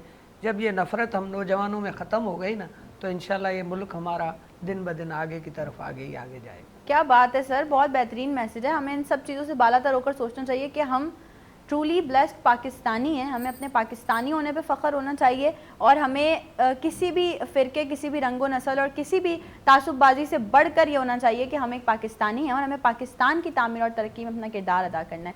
अच्छा, क्योंकि हमारा प्रोग्राम जो है वो थोड़ा इख्तितामी मराइल में भी दाखिल हो रहा है और इतनी सारी बातें जो हैं वो हमने कर ली हैं, बहुत सारे सवालात कर लिए हैं। अब ज़रा प्रोग्राम में थोड़ा सा लाइटर नोट पे आते हैं। मैं चाहती हूँ हमारे गेस्ट जो हैं वो बोर होकर ना जाएं, लेकिन अभी तक बोर भी नहीं हुए क्योंकि हम सारी बातें वही कर रहे हैं जो कि आप लोगों से रेलेवेंट हैं। अच्छा, हमारे पास सर कुछ सेगमेंट्स होते हैं। आप तमाम लोगों से मैं बता दूं कि 2 सेगमेंट है हमारे पास। एक है रैपिड फायर। आप तमाम लोग जानते हैं रैपिड फायर में आपसे जो सवालात किए जाएंगे उसमें आपको बिना सोचे समझे 1 सेकंड का भी वक्त नहीं दरकार और आपने फ़ौरन जवाब देना है। और एक सेगमेंट है हमारा येस और नो, यानी कि हम जो भी सवाल करेंगे उसका जवाब सिर्फ हाँ या ना होना चाहिए, उसमें आपको एक्सप्लेन करने का मौका नहीं मिलने वाला। तो हमारे पास 4 गेस्ट हैं। हम ये कोशिश करेंगे कि 2 के साथ हम येस और नो प्ले करेंगे और 2 के साथ हम रैपिड फायर करेंगे। डॉक्टर साहब, सबसे पहले आपकी तरफ बढ़ते हैं। आपके साथ हम खेलने जा रहे हैं येस और नो। अब नो एक्सप्लेनेशन, सिर्फ आपने येस बोलना है या हाँ बोलना है या ना बोलना है। सर, पहला सवाल, सिगरेट पीना सेहत के लिए अच्छा है? नहीं। 100 के नोट का रंग सब्ज है? नहीं। कराची में साफ पानी मिलता है? बिल्कुल ही नहीं। नहीं, सिर्फ हाँ या ना बोलना। नहीं। कराची में लोड शेडिंग नहीं होती? नहीं। कराची में पोल्यूशन नहीं है? बिल्कुल नहीं। आपको भिंडी पसंद है? यस। आपको गोल्ड पसंद है? ये हर किसी को यस। से यस और नो, Yes. यही तो बात है हमारी इसकी। Yes. आपको म्यूजिक पसंद है? यस। यस। आप टीवी नहीं देखते? फॉल्स। नो। आप टिकटॉक बनाते हैं? नो। ओके, तो डॉक्टर साहब ने यस और नो के सारे जवाब दे दिए। कहीं ना कहीं उन्होंने बिल्कुल ओके ये भी बोला, लेकिन चलें, बोलना सिर्फ यस और नो था। हाजी साहब, आपसे भी हम यही गेम प्ले करने वाले हैं। आपने सिर्फ हाँ या ना में जवाब देना है, इसके अलावा आपने कुछ नहीं कहना, ठीक है? सुबह सिंध की आबादी 5 करोड़ है? नहीं। आपने चश्मा लगाया हुआ है? जी। जी? हाँ। कहाँ है सर? ओके, मुझे कंफ्यूज कर दिया हाजी साहब। अच्छा जी, आपकी शादी को 10 साल हो गए? नहीं, ज़्यादा है। हाँ या ना बोलें सर? ठीक है, आप सिर्फ हाँ बोलें या ना बोलें। आपकी शादी को 10 साल हो गए? नहीं। आपको पुलाव पसंद है? जी। आपको चाय पसंद नहीं है? नो। ठीक है, थोड़ा थोड़ा मतलब little बिल्कुल। bit मैं भी थोड़ा सा वो हो गई, मैंने कहा चश्मा का लगाया हुआ हाजी साहब ने। हाजी साहब ने भी अपने सारे सवालात के जवाब जो हैं वो ठीक दे दिए हैं। इमरान साहब, आपकी तरफ चलें। आपसे देखें, क्योंकि ज़ाहिर है आप बिजनेस कम्युनिटी से ताल्लुक़ रखते हैं, तो मैं ये चाहूँगी ना ज़रा रैपिड फायर करें। मैं आपसे फ़ौरन सवालात करूँगी और आपने 1 सेकंड भी नहीं सोचना, ठीक है? पाकिस्तान के कितने सूबे हैं? 4। गुलाब के फूल में कितने पत्ते होते हैं? तकरीबन 50। सर, बहुत जल्दी जवाब देना है। आपके पर्स में इस वक्त कितने पैसे हैं? 5000। कराची की आबादी कितनी है? 4 3.5 पाकिस्तान का टोटल टैक्स कितना है? 72 अरब 70 खरब 72 अरब। पाकिस्तान का कौमी तराना किसने लिखा है? हफीज जालंधरी। इलामा इकबाल उम्र में कायद आजम से कितने छोटे थे? 15 साल। आपके सर पे कितने बाल है? गिन नहीं सकता। ओके, सो इमरान साहब ने जो है वो बहुत अच्छा खेला rapid fire, I like it. और अब भाई, मैं जब मीडिया वालों के साथ बात करना शुरू होती हूँ तो थोड़ा सा सोचना समझना भी पड़ता है, लेकिन नहीं, जावेद साहब ने बहुत अच्छी अच्छी बातें की हैं हमारे शो में। और सर, आपके साथ भी हम खेलने वाले हैं रैपिड फायर। बगैर सोचे समझे 1 सेकंड के अंदर जवाब देना है। कौवे के कितने पैर होते हैं? कौवे के 2 पैर होते हैं। आसमान पर सितारों की तादाद कितनी है? गिन नहीं सकते। हीर ने रांझा से शादी क्यों नहीं की? किस्मत की बात है। 1 लाख में कितने 500 होते हैं? 1 लाख में जो है 2000। सर जल्दी रैपिड फायर है सर। सांप की कितनी टांगे होती हैं? सांप की टांगे नहीं होती। शेर की गर्दन पे कितने बाल होते हैं? गिन नहीं सकते क्योंकि खतरनाक होता है। गवाला दूध में कितने फीसद पानी मिलाता है? भाई तादाद, इस दफा तो दूध में पानी पी रहे हैं। रेनबो दूध तो के है ही कितने नहीं। कलर्स होते हैं? जी, रेनबो के कितने कलर्स होते हैं? रेनबो के कलर तकरीबन 4 ही होते हैं। काले रंग में कितना ब्लैक शामिल होता है? ब्लैक ही होता है। सफेद रंग में अगर रेड कलर मिला दिया जाए तो नया कलर क्या बनेगा? आजकल तो सफ़ेद कलर ही नहीं है। अरे सर रैपिड फायर था ये, जल्दी जल्दी जल्दी जल्दी जवाब देने थे, लेकिन खैर ऑल दो जावेद साहब ने भी बहुत अच्छे से जो है वो इस रैपिड फायर को एग्जीक्यूट किया। और ये छोटे छोटे से हम सेगमेंट्स आप लोगों के लिए इसलिए क्रिएट करते हैं ताकि आप लोग थोड़ा सा एंटरटेन भी रहें। इमरान साहब, हमारी ऑडियंस जो हमें देख रही है और जो आवाम देख रही है, जो यूथ देख रही है, क्या मैसेज देना चाहेंगे? मैसेज मैं ये देना चाहूँगा कि जिसके जहाँ तक जितने ज़राए हैं वो तालीम के लिए अपने कदम बढ़ाएं, और जितना हमारे यहाँ आवाम में शऊर आएगा वो तालीम से आएगा। हमारे यहाँ तालीमी चैप्टर जो है वो क्लोज होकर रह गया, स्टूडेंट्स बिल्कुल ही ख़त्म होते जा रहे हैं। हमारी जो तर्ज ज़िंदगी है वो इसलिए तबाही की तरफ जा रही है कि हमारा शऊर ख़त्म हो रहा है, और शऊर ख़त्म होने की मेन बेसिक वजह यह है कि हमारा तालीमी निज़ाम तबाह हो रहा है। दो तालीमी मेयार हमारी तबाही के बाइस है। तालीमी मेयार एक ही होना चाहिए, चाहे वो गवर्नमेंट के स्कूल में हो चाहे वो प्राइवेट स्कूल में हो, और तालीम के लिए जिसकी जो कोशिश हो सकती है, जो एफर्ट्स हो सकते हैं उसको दिखाने चाहिए। तालीम आम होनी चाहिए, हर घर का बच्चा जो है वो तालीम लाजिम करे। तालीम होगी, शऊर आएगा, शऊर आएगा तो बहुत सी बुराइयाँ जो जन्म ले रही हैं वो ख़त्म हो जाएंगी। ज़बरदस्त मैसेज। हारिस साहब प्लीज़ आप आवाम को क्या मैसेज देना चाहेंगे? बस हमने इत्तेफाक से रहना है, तो इस मुल्क की तरक्की और इस शहर की तरक्की इत्तेफाक और एहतियात के अंदर है। पाकिस्तान हम सबका है, कराची हम सबका है, इसकी खुशियाँ इत्तेफाक से जुड़ेगी, यही बात है, इत्तेफाक और एहतियात। बिल्कुल, पाकिस्तान हमारा अपना है, कराची हमारा अपना है, और इसकी जो खुशियां हैं, इसकी जो तरक्की है वो इत्तफाक है। डॉक्टर साहब ने वैसे तो अपनी बातों के ज़रिए बहुत सारे मैसेजेस आवाम को दिए हैं, लेकिन हम एक मैसेज आपसे ये लेना चाहते हैं कि इस वक्त जो लोग हमें ऐसे लोग देख रहे हैं जिनको स्टैंड लग चुका है, हार्ट पेशेंट्स हैं, उनको आपको क्या मशवरा देना चाहेंगे? अच्छा, अगर किसी की एंजियोप्लास्टी स्टेंट लग चुका है ना, तो मैं तो कहूँगा पहली बात तो आप जो पाबंदी से जो आपका मुआलिज ने दवाएं लिखी है ना आपको, वो तो आप मुस्तकिल पाबंदी से खाएं, जिसको हर मरतबा, क्योंकि मेरा डे इन और डे आउट हमारा काम ये स्टेंट डालना है, तो पाबंदी से मेडिकेशंस उस पर कंप्लायंस आपकी बहुत ज़रूरी है। हाँ, महंगी है अदियात, इसमें कोई डाउट नहीं है, पर आप फिर भी कोशिश करके कहीं ना कहीं से गुजार करके अपना ले लें दवाएँ ये। और दूसरा, वो चीज़ें जो मैंने रिस्क फैक्टर्स आप जैसे हम डिस्कस किए थे ना, क्या वजूहात हैं बीमारी बढ़ने की, अगर आप उस वजूहात को कंट्रोल करने में आप कामयाब हो जाते हैं ना, तो आगे आपको अल्लाह करम करेगा, ज़िंदगी बहुत अच्छी होगी। और स्टेंट डालने का कोई आपको ये नहीं होगा कि बार बार बंद हो रहा है। अब हम काफ़ी सुनता होगा आपने कि सर स्टेंट तो डाल दिया, 6 महीने बाद 8 महीने बाद फिर एंजियोप्लास्टी करवानी पड़ रही है, साल बाद। तो ये वो वजूहात है, उन वजूहात को अगर अच्छी तरह से आप कंट्रोल करेंगे ना, तो इंशाल्लाह आपको कोई और तकलीफ नहीं होगी।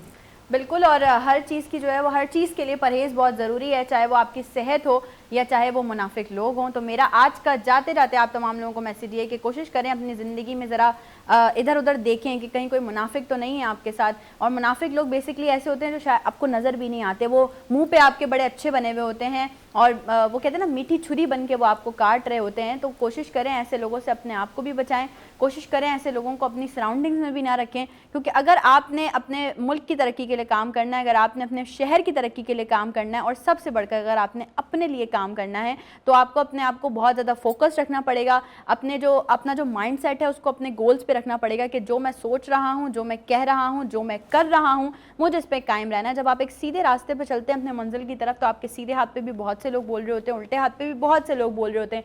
अगर कहीं रुक गए तो आगे कभी नहीं बढ़ पाएंगे। कोशिश करिए कि अपने रास्ते पे बिल्कुल सीधे रहिए, और जब मंजिल तक पहुंच जाएंगे और वापस मुड़कर देखेंगे तो वही सारे लोग खड़े होकर आपके लिए तालियां बजा रहे होंगे।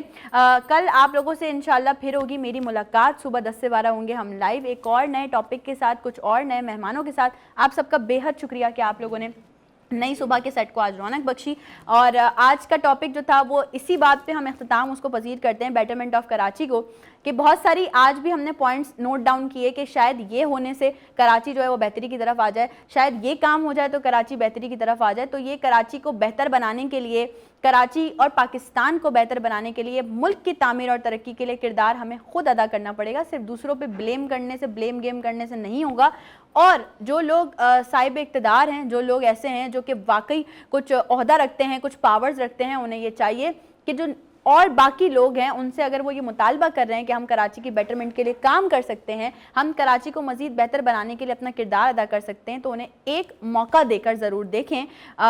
पता चल जाएगा कि वो कितने पानी में हैं, और ये भी पता चल जाएगा कि वाकई क्या पता उनके काम करने से कराची को इतनी बुलंदियां मिल जाएं और कराची की जो भी मुश्किलात हैं, जो भी मसाइल हैं, वो सब हल हो जाएं। अपना अपने प्यारों का बहुत सारा ख्याल रखिएगा और कोशिश करिएगा कि बस दूसरों के लिए आसानियाँ बांटें, ख़ुद भी खुश रहें और दूसरों को भी खुश रखें। मुझे और मेरी पूरी टीम को इजाज़त दीजिए। कल सेम टाइमिंग्स पे होगी आप लोगों से मुलाकात। वीनस एंटरटेनमेंट, नई सोच नया आगाज़, नई सुबह की पूरी टीम को इजाज़त दीजिए। कल इंशाल्लाह आपसे मुलाकात होगी। अपना बहुत सारा ख्याल रखिएगा। अल्लाह हाफ़िज़।